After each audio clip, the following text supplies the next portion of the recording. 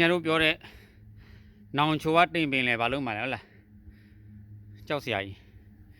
ကဲရတာမန်လေးမှာတော့အမြင့်ဆုံးတောင်ကြီးပါပဲစိန်ခနောက်လို့ခေါ်ပါတယ်ကျွန်တော်တို့စပင်းစီအဖွဲ့ဒါတော့ကျွန်တော်တို့ညီလေးကိုဖိုးစော်လေးလာပါဒါတော့ကျွန်တော်အကိုကြီးကိုရစားအောင်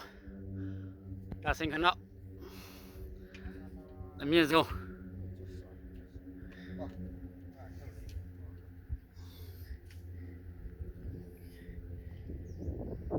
မိတ်ဆွေပေါင်းတို့ဒါသွားနေကြလာနေကြ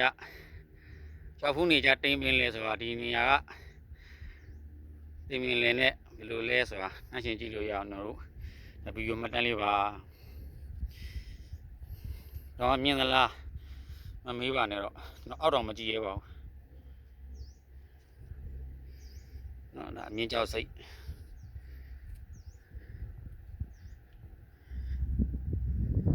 ကဲကိုဖူးစော်လေးတို့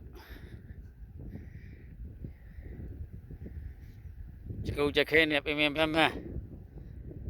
ဟလာဘာသာခွန်ဆိုင်နဲ့တက်လာရောနှက်တော်ပြီဟုတ်လား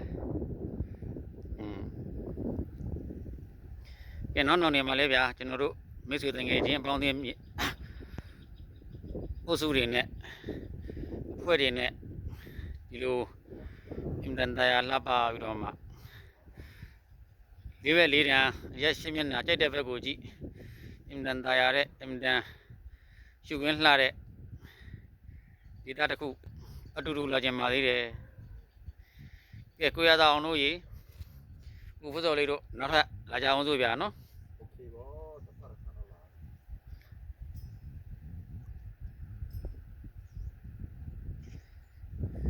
ကဲ